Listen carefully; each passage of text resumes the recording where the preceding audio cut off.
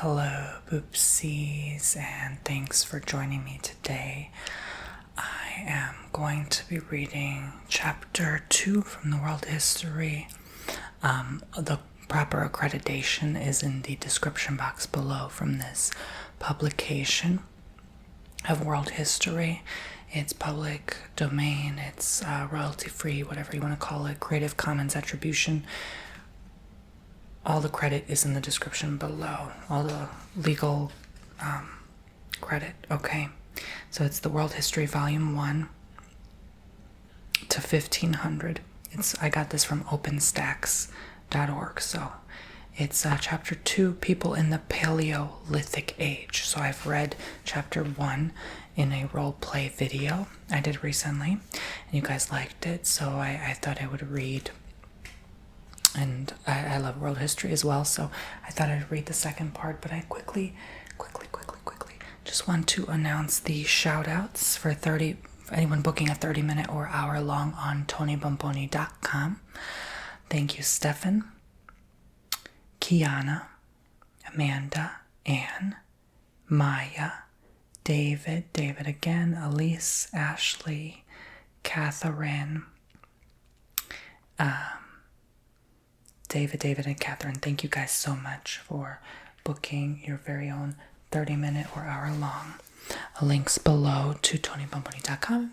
If you book a 30-minute or hour-long, I'll shout your first name out in the beginning of the video unless you say otherwise. So, I got my permanent crown in, so I finally get to have coffee and hot drinks. So, I'm trying, this is my first time trying from the new Keurig. The K-Cups. I popped in the breakfast blend, so I want to give it a taste test and see how.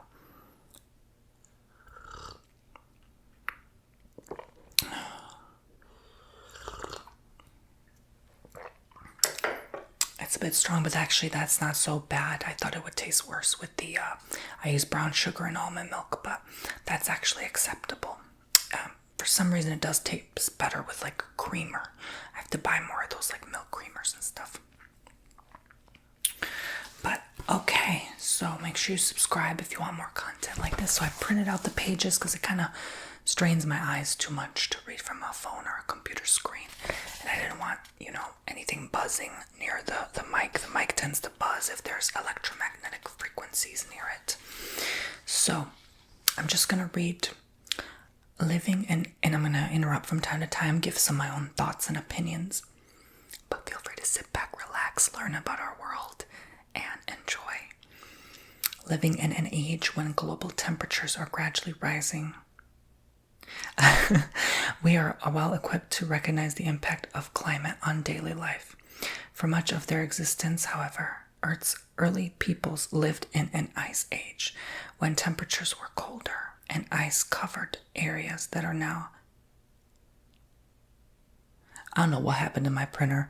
When this was printing out, it kind of jammed on this first page. Are now forested. Oh, I'm so slow today. Are now forested or farmed. Hostile climates tend to create a scarcity of key resources and require that people spend more time securing those necessities. Early humans thus relied on one another and their communities for basic survival, forming small, tight-knit groups that migrated to ensure their access to edible plants, water, and game. Game is like food, basically. Meat, buffalo, stuff like that. In regions where food was more secure, such as in lush environments with ample water supply, settlements were more permanent, and people had more time for artistic and social endeavors. So if you remember the last chapter I read was more the early, like, caveman, like Denisovan, Neanderthals, stuff like that, Now we're talking about a little bit more advanced level of humanity along their evolution, but not so advanced where, like the society we have today. These are just the basic humans. Basic intelligence. But survival was generally difficult and cooperation vital. Yeah, keyword survival, so they still were very much on survival mode versus today. This is one reason Egalitarianism was common among prehistoric hunter-gatherers, as it still is among the few remaining groups that pursue this survival strategy today. However, men and women in early human groups often had different responsibilities. For example, women tended to gather while men hunted. Across the planet, groups relied heavily on existing resources harvested from their natural surroundings, and any change or challenge could spell disaster. Yet people proved to be resilient and innovative. So, I'm not going to read word for word everything exactly to a T from this chapter because some of the pages actually cut off and interrupted from the chapter. So I'm going to do my best to read as much as I possibly can and give my input on this chapter from world history. Okay? Alright, so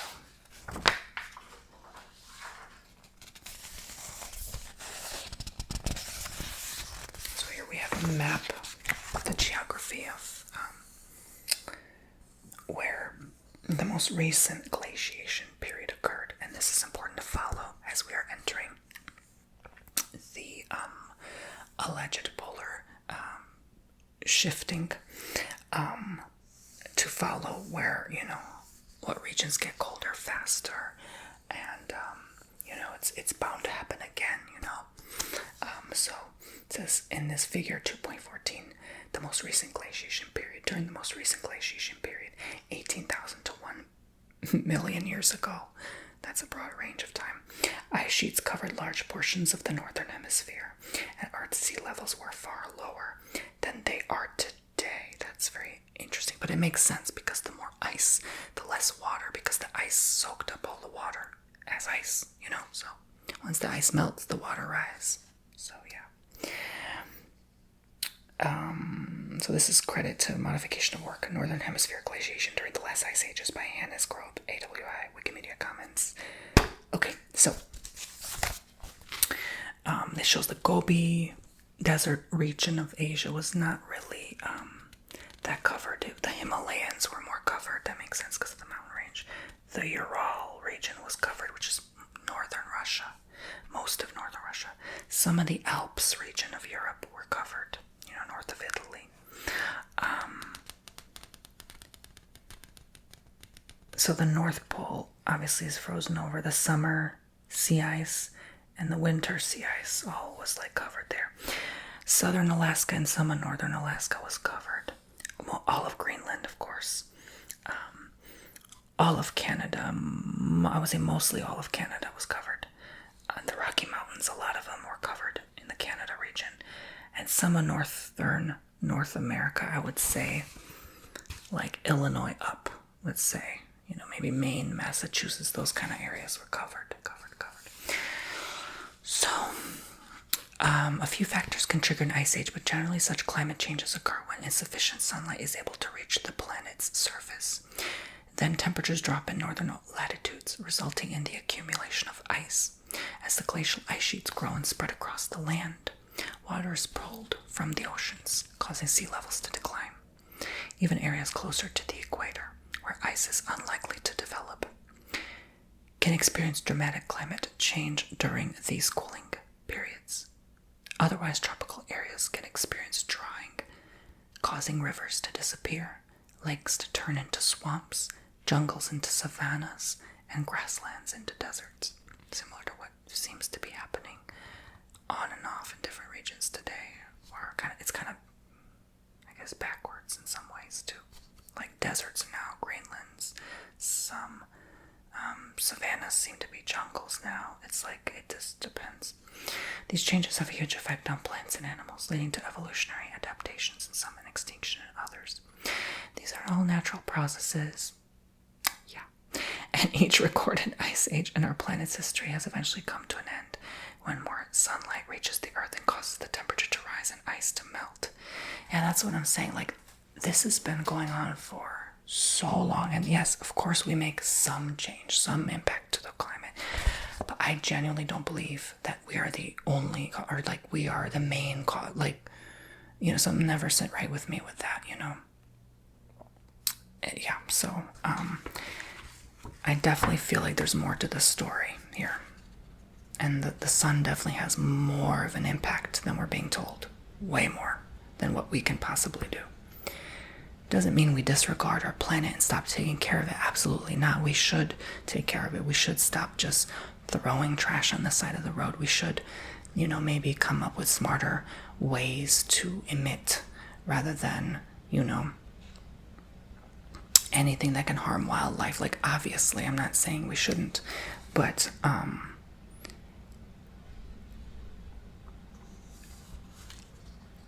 could go on and on about this. I really could, but I won't. The most recent glaciation period began a little over 100,000 years ago and reached its peak about 18,000 years ago. The ice age of which this glaciation period was a part ended approximately 12,000 years ago. At peak glaciation, ice sheets sometimes 2 miles thick covered the land around the North Pole and extended outward over much of present-day Russia, Scandinavia, the British Isles, Greenland, Canada, and the northern reaches of the United States. So could you fathom if that were to occur today? Ooh.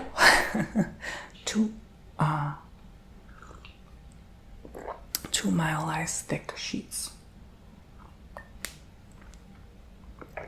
Could you imagine like a more extreme one where the North Pole ice thick sheet came down to like Florida? Ciao. Could you imagine? The consequences of these climatic transformations for modern humans have been huge. It is probably not a coincidence that at approximately the same time Earth entered its last glaciation period, humans began their global expansion. Because you could walk on the ice. Anywhere where ice covered the water, where you normally couldn't boat or walk before, now you could. As long as you could survive, of course. Okay, so I'll read more. I have to skip some parts because of how the printer. So, figure 2.15 shows an ancient shoe. An ancient shoe. Looks like it's made of straw, bale, or hay, or both. This reproduction of one of Otzi's shoes shows how deerskin and bearskin lined with bark and twine were fashioned to protect his feet in the cold climate in which he lived thousands of years ago. Okay. Twined linden bark and padded grass insulation by the Batashu Museum by Dadarot. Okay. So, modern humans who moved into colder conditions had to adjust to their harsh environments. For example, they created new forms of clothing, unnecessary in warmer climates but vital now, by removing the hides from hunted animals.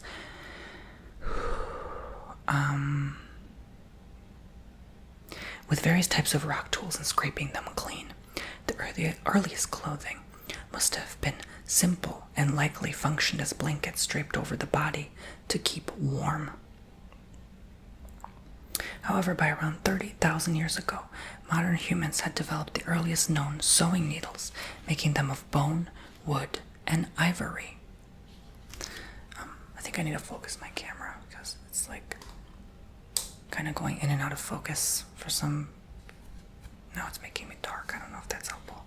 Like their modern counterparts, these needles had sharp points at one end and a hole in the other. With thread made from animal remains or wild flax, humans could now piece together bits of soft animal hide from foxes, rabbits, and deer to produce far more sophisticated and tight-fitting clothing.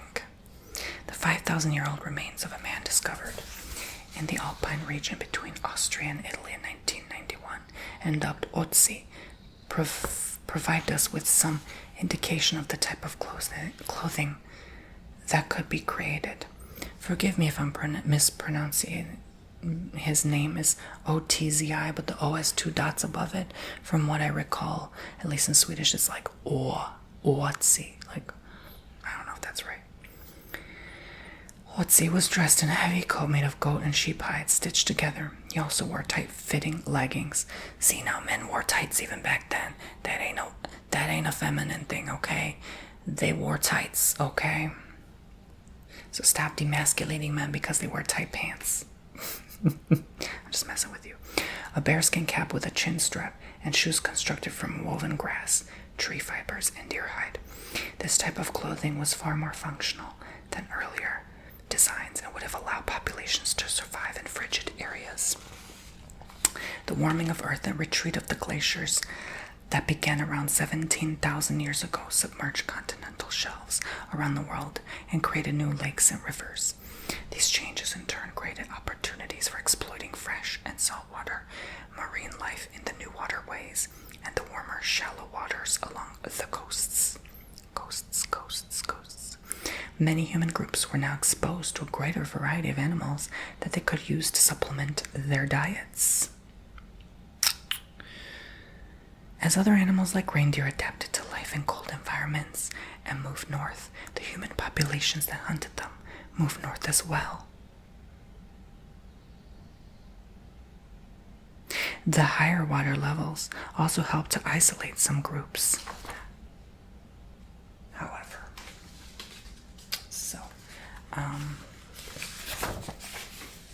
excuse me, forgive me, some parts are just really hard to read because they're cut off.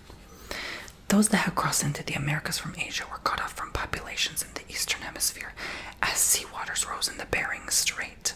The civilizations they created in North and South America remained largely separated from the rest of the world until the 15th century CE. Could you imagine being cut off from the world? That's kind of scary. You had to be really brave during that period. But this happened over such a long period of time that honestly, they probably didn't even notice or care because one, they had to focus. When you are so busy focusing on your survival, feeding your family and yourself, your group, and contributing to your society, you don't got time to be like, oh my God, I miss Asia. Like, no, you know? And it probably happened over so many generations that the kids just heard about their great-grandmother talking about, well, if they lived that long, but talking about how they used to cross in through the Bering Strait. Like, the kid's not going to care that the great-grandmother did that. You're not going to feel emotional about it. So, because this all happened so gradually. So, it makes you think, though. I like thinking, like, about what the person at the time may have experienced, if you want to call them a human, or like, it kind of sounds demeaning to call them a subhuman because it's like your ancestors, but as close to a human as possible, I would say. Yeah.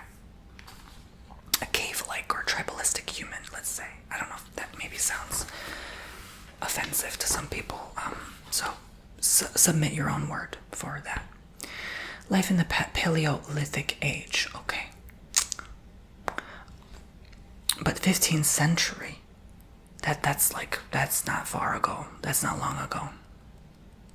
I was always jealous, or I would say not jealous, but admired people who knew like their double great grandparents and before, you know, like that fascinates me. Like if you could just tell me some history about people you knew that like 1800s and before, like if you know that information, it's wow. Like please tell me in the comments. Like that stuff blows my mind, you know.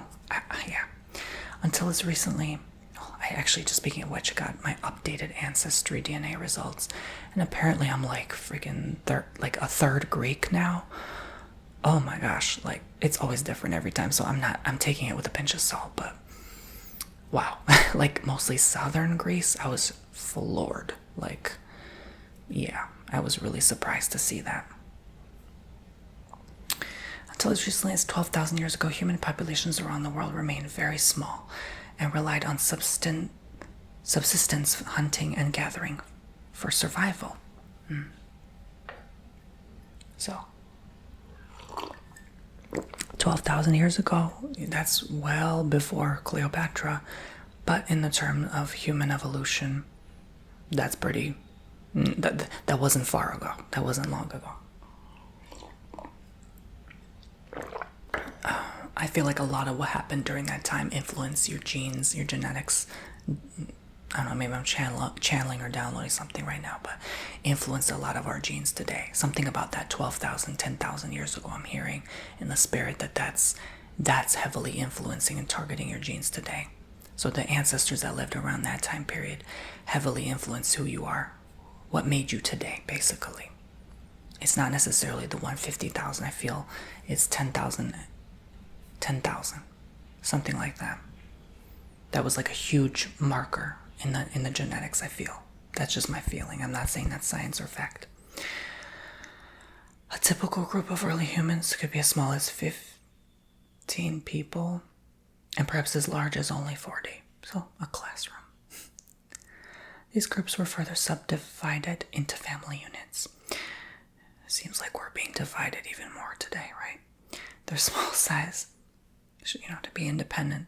Their small size should not be surprising since they had only the naturally occurring resources around them to depend upon. But it also contributed to the development of close relationships between members of the group, an advantage in a world where cooperation could mean the difference between life and death. Groups much larger than 40 or so would have struggled to live on the scarce resources of an area and found cooperation difficult to achieve. Any groups that became too large would be, by necessity, have split up and found other areas and other resources. That makes sense. So figure 2.16 looks like a tribe, maybe natives. Early hunter-gatherers is 1804. Sketch of a hunter-gatherer people known as the San was made by Samuel Daniel of England during his appointment as artist for a British expedition traveling throughout southern Africa. For hunter-gatherers such as the San, S-A-N, San, and our early ancestors living in small groups of no more than about 40 was necessary to survive, given scarce resources. Credit to Bushmen, Hottentots armed for an expedition, by Samuel Daniel, and African Scenery and Animals, public domain. So I still like to give credit even if public domain, of course, but that's very fascinating. The San people in Africa, wow.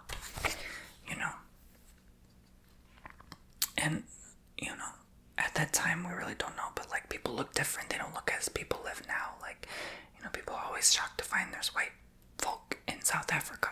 That's been,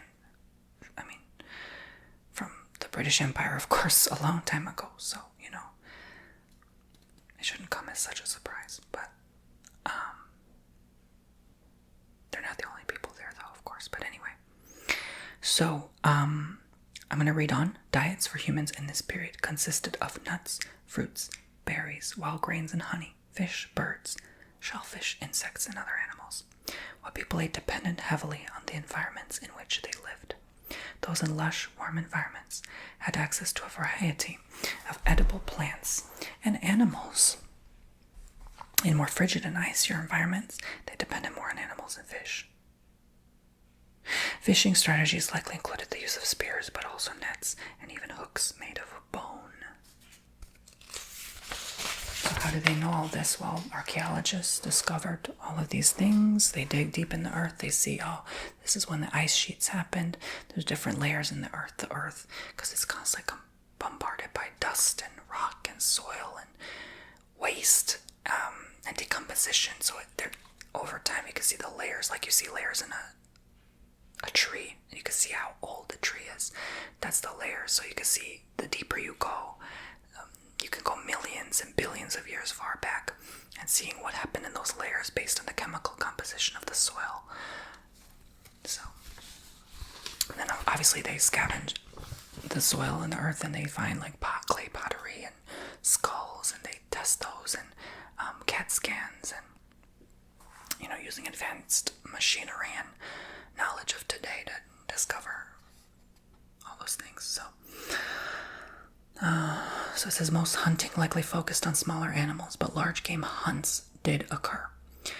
Archaeological remains and cave paintings indicate that humans hunted deer, horses, poor things, gazelle, bison, and even very large animals like woolly mammoths. I actually saw a replica of one recently on one of my travels, so it was pretty cool to see. I guess they're trying to bring back the woolly mammoth now. I'm not certain how I feel about that, though. We know from archaeological work done in the Americas that as early as 12,000 years ago, modern humans occasionally drove bison herds over cliffs to their deaths in order to process their meat and hides. Oh my.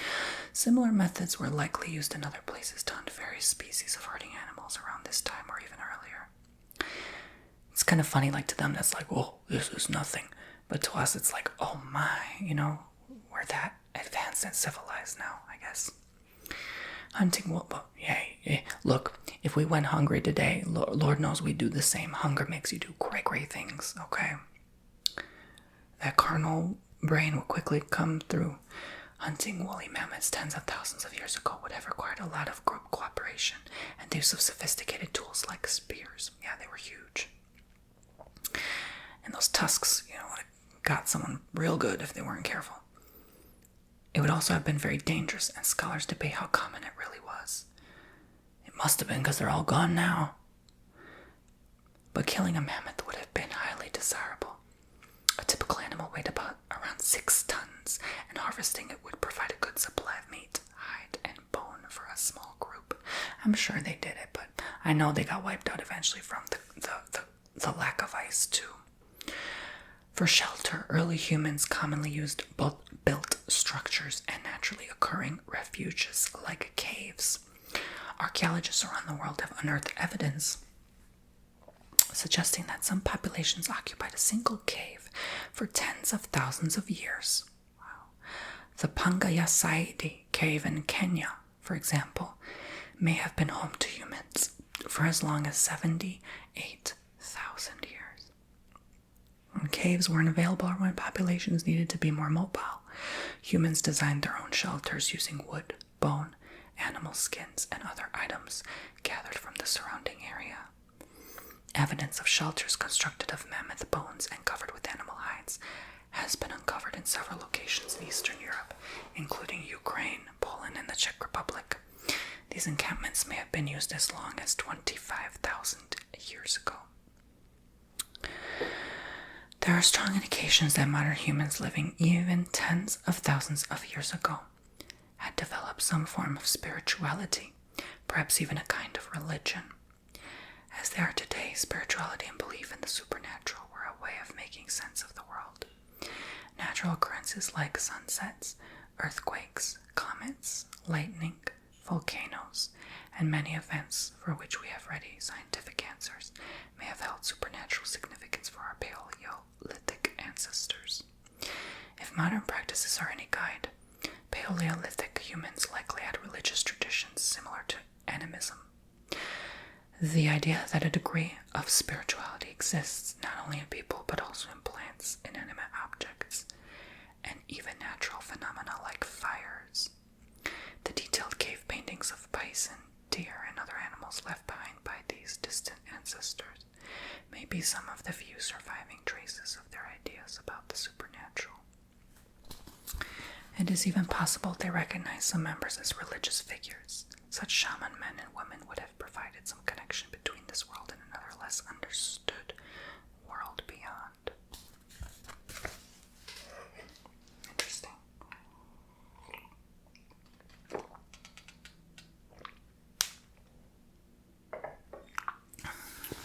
Let's continue. We do know that modern humans and even Neanderthals buried their dead, and they frequently placed common household items in the grave when they did.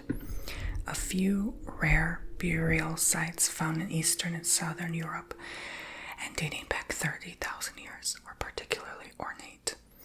Some included ivory spears and discs, along with bodies carefully covered in red ochre and beads made of both mammoth ivory and fox teeth. Ochre.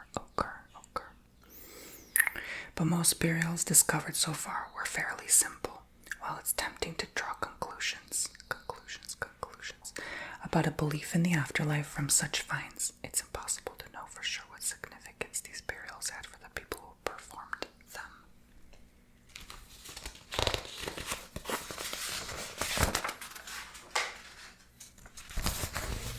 By studying archaeology and observing modern hunter-gatherers, many have concluded that ancient hunter-gatherer societies were very egalitarian. The small size of the groups, the lack of wealth, and the nomadic lifestyle were likely the reasons. Likely. But it is difficult to know exactly how egalitarian early human societies were. There was clearly some degree of differentiation within them. Just like today, within even a small group, there would have been varying degrees of physical ability, intelligence, charisma, and other traits. Group members would surely have recognized these differences and used them to their advantage. So, Uka Uka, weak group, let's kill them all, eat their food, so they don't take from us anymore. You think they didn't do that? Oh, they didn't play back then. Other interpretations of social organization suggested that men did most of the hunting, while women did the cooking or stayed home to nurse children. Okay, then maybe I shouldn't have made them sound ooga ooga. That was more like 100,000 years ago, but you know what I'm saying. Most recently, some have suggested that Paleolithic men and women both made a number of contributions to society. Meat, likely hunted mostly by men, would have been highly prized, but plants and other foods gathered mostly by women may have contributed as many, if not more, valued calories to the group. It is also milk, obviously, right? It is also likely that if men were away hunting, then by necessity women would have taken care of everything else. This meant protecting homes from attack, repairing shelters, and making tools. That could be a lot of why women are so intuitive today. Like, protection is a very intuitive art. Diverse Paleolithic peoples, so our window into Paleolithic life is small and opaque.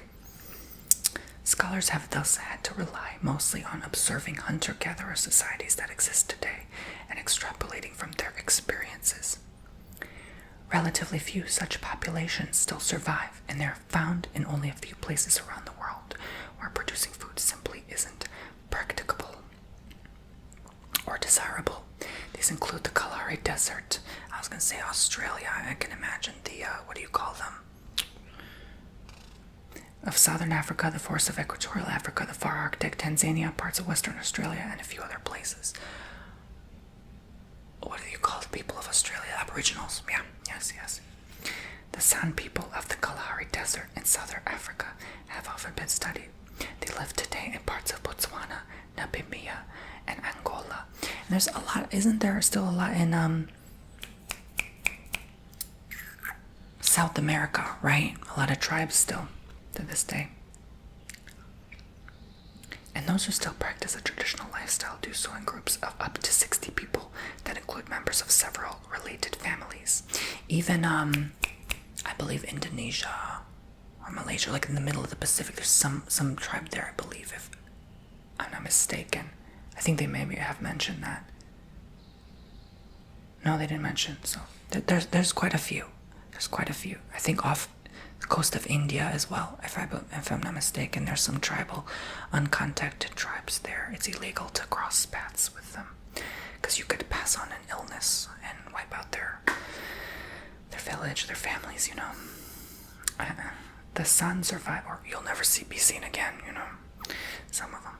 The San survive by foraging on wild vegetables, nuts, fruits, and insects.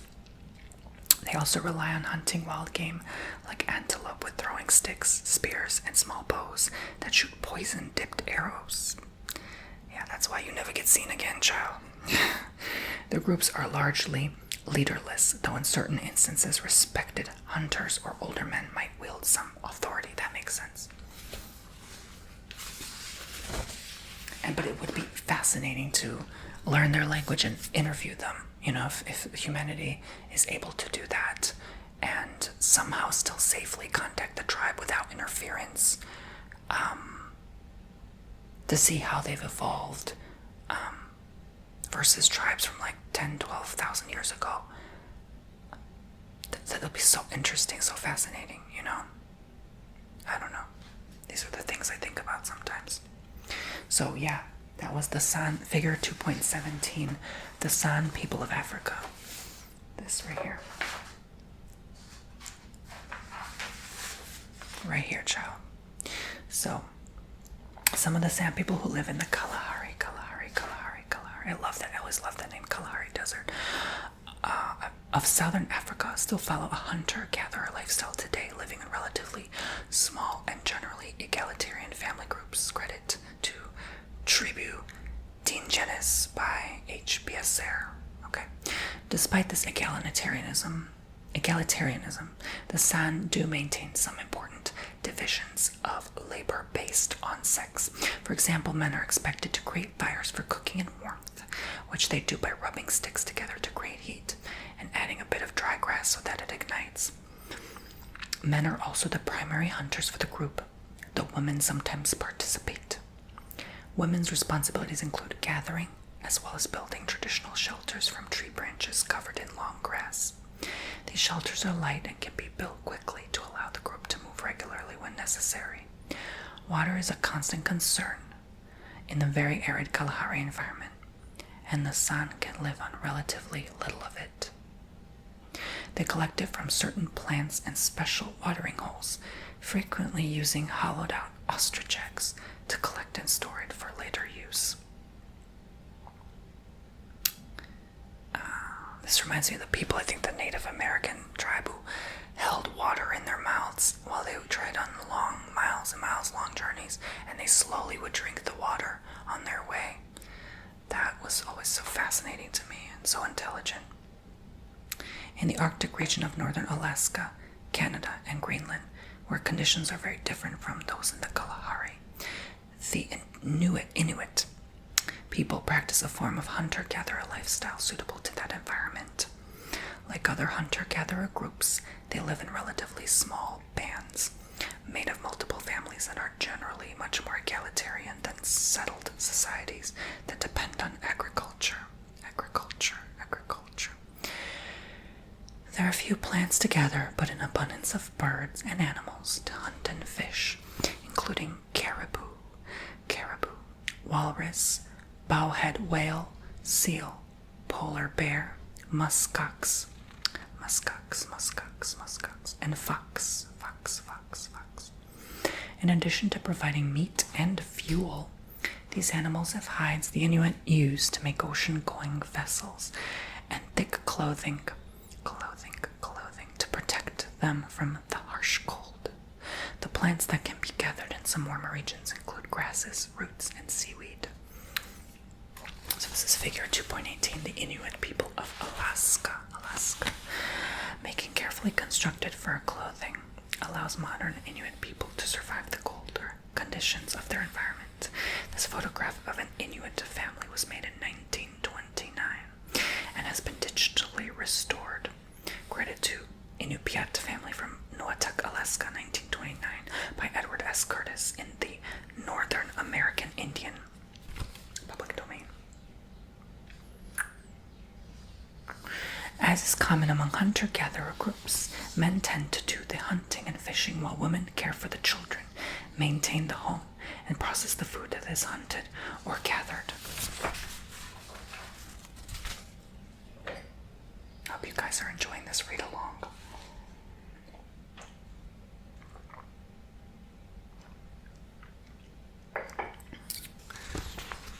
Since by far the largest part of the diet is produced by hunting and fishing, the emphasis on these male-dominated activities is strong. Hunting and fishing are also very dangerous occupations in which death and serious injury are common. The result is that women have traditionally outnumbered men in Inuit bands. In the past, this ratio has led to higher rates of polygamy and even infanticide. The accumulation of numerous wives by some men has also sparked jealousy and violent rivalries among kin. Oh my. Both the San and the Inuit have had considerable exposure to the settled agricultural societies around them, and modern technology has influenced the way they live. For example, the Inuit today often use firearms to hunt in ways they could not have done several centuries ago.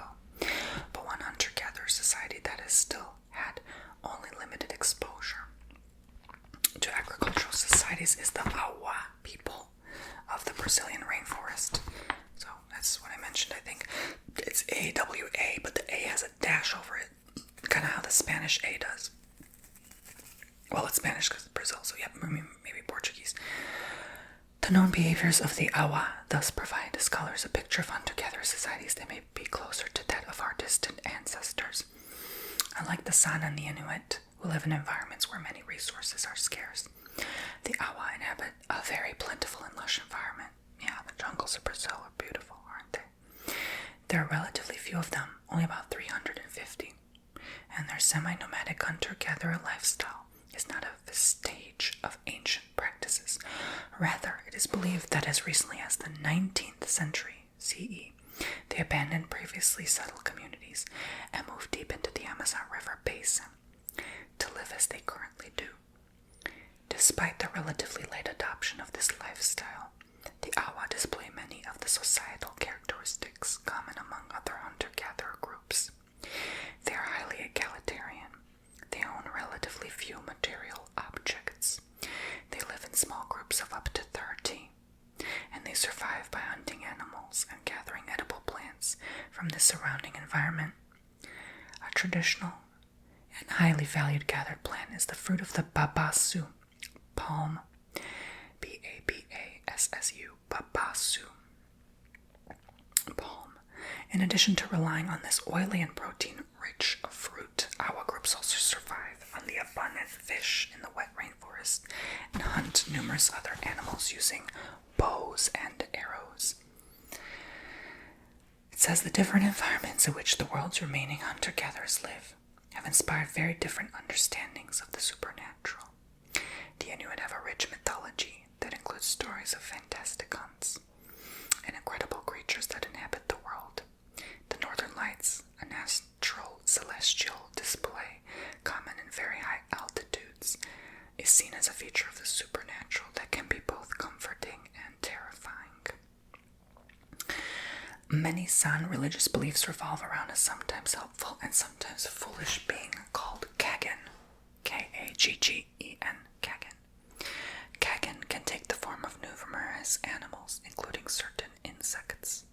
The San also practice numerous types of rituals for important life events, such as a young boy's first kill and marriage. They recognize certain members of their group as shamans, with a special connection to the supernatural world. The Awa perform unique religious ceremonies during special times, such as evenings with the full moon. They also practice rituals that take them to a spirit world where they can request special intervention on Earth. That's funny because I do generally believe, based on past life regressions I've read about and heard of, that the aliens have contacted those tribes first. The ones that lived in like Alaska, Canada, Northern America today, they just, even as far as 50,000 years ago, they merged with them, and then, so there's something there, with the lights, and, they know, it's like a passed down, like, knowledge and wisdom, and those communities always have, even in historical text, I've written about how they always pass on their wisdom from, group to group to group. Like, that's something they rely on heavily for their offspring's survival,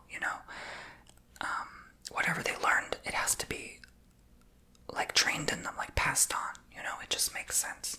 I mean, I guess a lot of groups did that, but they really, from whatever I'd seen and heard, they really, like, this was, like, of the utmost importance, and there was a special training that they underwent in order to ensure that, the future survival. A few factors can trigger an ice age, but generally such climate changes occur when insufficient sunlight is able to reach the planet's surface. Makes me wonder why we're trying to block the sun. Then temperatures drop in northern latitudes, resulting in the accumulation of ice. As the glacial ice sheets grow and spread across the land, water is pulled from the oceans, causing sea levels to decline. Even areas closer to the equator, where ice is unlikely to develop, can experience dramatic climate change during these cooling periods. Otherwise, tropical areas can experience drying, causing rivers to disappear, lakes to turn into swamps, jungles into savannas, and grasslands into deserts. I think I already read this.